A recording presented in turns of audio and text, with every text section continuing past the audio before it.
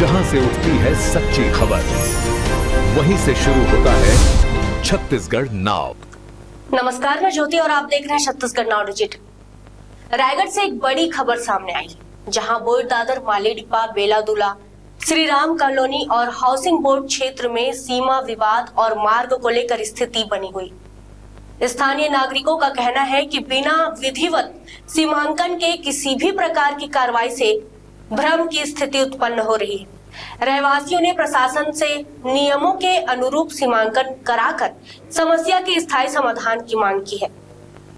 जानकारी के अनुसार बेलादुला स्थित एवं बोर दादर क्षेत्र से जुड़े सीमा विवाद को लेकर 22 दिसंबर 2025 को तहसीलदार के आदेश पर राजस्व अमला मौके पर पहुंचा था, लेकिन आरोप है कि बिना विधिवत सूचना, बिना नोटिस और बिना आसपास के रहवासियों की मौजूदगी में सीमांकन की प्रक्रिया शुरू की गई, जिससे मौके पर विवाद की स्थिति बन गई।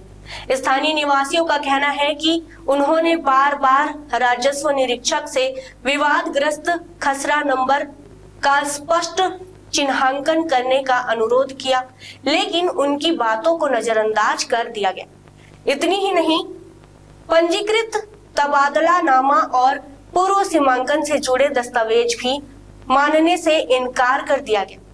निवासियों ने यह भी आरोप लगाया है कि खसरा नंबर के अस्तित्व को ही नकार दिया गया, जबकि उससे संबंधित वैध दस्तावेज मौके पर प्रस्तुत किए गए थे। स्थिति इतनी बिगड़ गई कि विवाद के बाद राजस्व कर्मचारी और कुछ लोग मौके से चले गए। सबसे अहम बात यह है कि इस पूरे मामले में पूर्व में न्यायालय द्वारा पारित निर्णय दिनांक 25 मार्च 1995 और उस पर 14 अक्टूबर 1999 को अपील खारिज होने के बावजूद प्रशासन द्वारा उस निर्णय की अनदेखी की जा रही है, जबकि वह फैसला आज भी प्रभावशील है। स्थानीय लोगों का कहना है कि 7 जनवरी 2026 को अचानक कुछ व्यक्तियों द्वारा रास्ते पर सीमेंट से खंभे और बाउंड्री वॉल का निर्माण शुरू कर दिया गया, जिससे मुख्य मार्ग अवरुद्ध होने की स्थिति बन गई। निवासियों का साफ कहना है कि बिना विधिवत सीमांकन कोई भी व्यक्ति रास्ता बंद नहीं कर सकता। इस पूरे मामले को लेकर रहवासियों ने तहसीलदार, अनुविभागीय अधिकारी और जिला कलेक्टर को लिखित शिकायत सौंपी है, लेकिन अब तक कोई ठोस कार्रवाई नहीं हुई है। अब स्थानीय नागरिकों की मांग है कि न्यायालय के पुराने निर्णयों और राजस्व अभिलेखों के आधार पर नियमानुसार सीमांकन कराया जाए।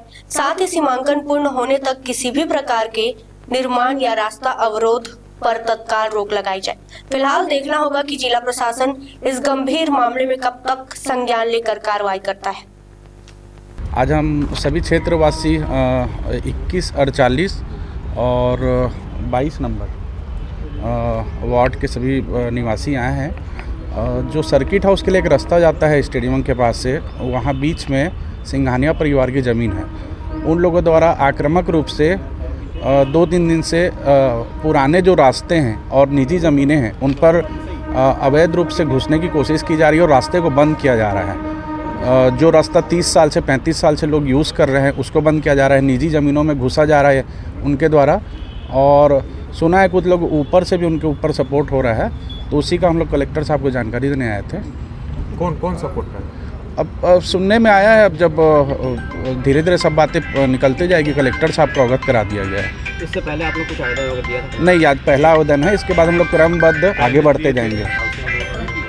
हम लोग वार्ड क्रमांक 48, 21, 22 के बीच से जो सर्किट हाउस रोड गुजरती है उसमें सिंघानिया फैमिली की कुछ ज़मीन है जो कि लगभग 7 एकड़ बताई जाती है, और उन भूखंडों से लगी कुछ शासकीय भूमि और निजी भूमि पर मकान बनाकर रह रहे जो लोग हैं उनके रास्ते प्रभावित हो रहे हैं। इस संबंध में हमने माननीय कलेक्टर रायगढ़ से निवेदन किया है कि शासकीय भूमि का बचाव करते हुए और आवागमन के रास्तों को सही सुविधा देने के हिसाब से लोगों को निवेदन किए हैं ताकि इसका निराकरण हो।